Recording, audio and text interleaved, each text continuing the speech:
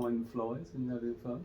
As always. As they say. So the points we discussed last time, mate, I'll just run through them to see if we have managed to sort some of these out. So first one we had on here was the guys in service had mentioned about more information required being put on the VHCs when parts were sending them back through, and you confirmed that we were going to have a little chat about this and liaise yourselves with technicians, workshop control, and the advisors, and John to try and stop that from happening as often. Has that sort of been going okay, mate? Or? Yeah, that's definitely improved a lot from the last time. Mm-hmm. So I think definitely having the conversation, we're getting more information now coming through the TPI numbers, part numbers, etc. Real. And so what we wanted, so that issue, weren't there, is you were chasing the workshop for the information, and we were trying to chase workshop control, weren't we? So yeah. That's cool. So that's good. So we'll just keep going with that one and leave that action the same, and then we can liaise on that again next month. Similarly, the next one was about the fitting instructions not always being provided on job cards with warranty, and I was going to chase John and the technicians to ensure they were doing that from now on in. Is that also improved, mate? Or? It's improved from last time. We're still not quite 100% with it, but it's definite improvement. Okay.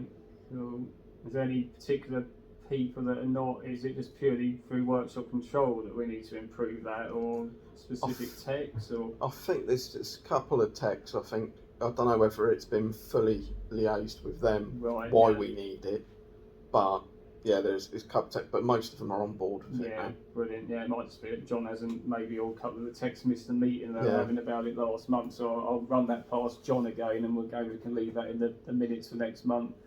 Next one was PFTJ pricing to be done in advance to try and speed up the process of invoicing and cut down a number of phone calls to the parts department. I personally have noticed that that's been pretty good on most of the ones I've had. Has it been, you had no issues with that? No, when we notice it comes through, we're pretty much on it. Yeah. Pretty much now. When the oil's dispensed, we then do it at that point. Yeah, like so you've been putting the note in the top as well, haven't you? Yeah, to say it's done, pricing done at the top. I think I've only literally had to email you about one or two in the last, or since we had this last meeting, mate, to be fair. So I think that's been a lot better. So again, we'll just check on that with the guys. The advisors have said there's no major issues with that. They just said there's always going to be the odd one, isn't there, that you don't get to, or late ones in the day, but that's all good. So no issues there.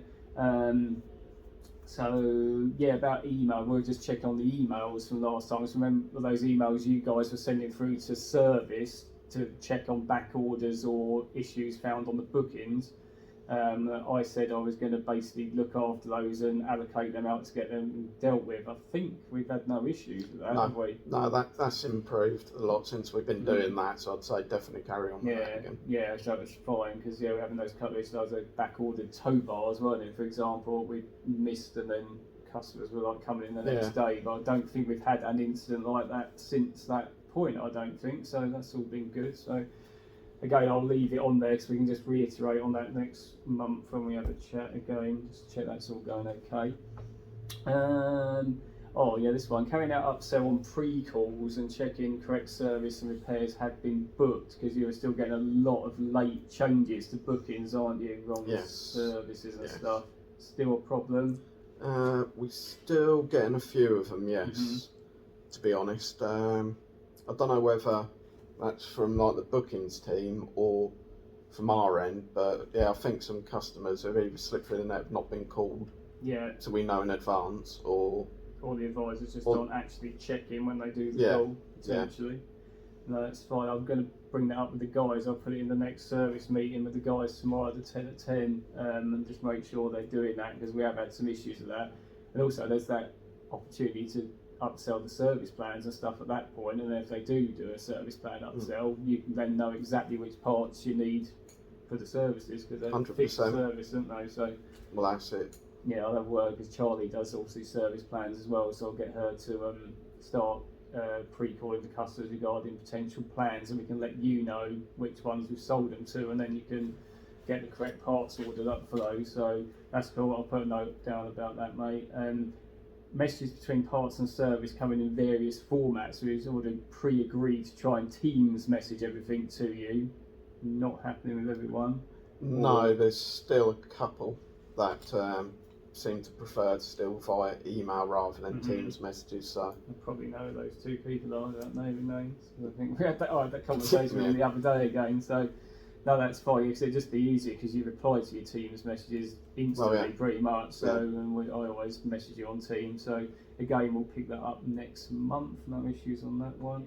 And finally, customers to be made aware of VOR cut-off times when authorising work. I noticed this week it's switched to earlier times again. Yes, it has. Yeah, for month end. Yeah. Cool, because I think what we agreed was that again the service advisor is going to speak to the customers and give them the option of post or pre VOR cut-off time on whether they want to pay the extra £10 or leave the car for 2 days and stock order them, which obviously will help your parts forecast and stuff. So have any of the guys have you noticed anything regarding that? I mean, to be honest, it has been a lot better, but I mean, this way, like you said, with the cut-off time changing, we have had a couple that haven't read the correspondence email saying about the cut-off time. Been basically wanting to premium after 5 o'clock, and so, well, that's past the cut-off. Yeah. Can't get it, I'm afraid. Does that generally happen at the end of every month end in general? The last couple? Last couple, but it all depends, I suppose, when it goes through the workshop. But then I suppose we need to be knowing in advance in regards of like letting the customer know it's going to be a couple of days now. Yeah, that's good. No, so I think they're sort of trialling something in the workshop, trying to get a lot of the diagnosis work done earlier in the day the other day to see if it worked better that way round, so we can get the orders in for the next day. Always then gives you the slight issue of services not getting done until later on in the day. They've sort of been trialling some different things this week, so we'll see how that goes and then see which one works best. But I'll again remind the guys on these cut-off times, and then we can make sure that we're giving the customer the option and then try and stop you having to premium and VOR so many bits, really, mate. So that was all of the notes from the last meeting. Was there anything else you wanted to bring up at all? The only thing I was going to say, if you notice any improvement, I've been phoning the customers in advance in regards of the diag to get more information. Yeah, no, definitely. That has been a massive help on that front, and I've been talking to the guys about doing that as well, to try and gain some more information out of the customers, because obviously with the call centre doing the bookings, you don't always get all the details you need. Because if you have any that you see and you can't get hold of, whatever, if you want to just Teams me the details, and then I can get the specific advisor who is looking after it to give the customer a call, and then we can feed back the details to you. Does that work for you on the pre-pick? Yeah, that's perfect. Brilliant. But I know you've done some, which has been brilliant. So I know you've got like the parts knowledge to get the right parts if the customer knows what sort of bits it is, especially like trims and stuff like that, which I know we've had a few of those. So no, I can add that in. We'll add that in as a new note to be picked up on the next meeting as well, to see how that's going.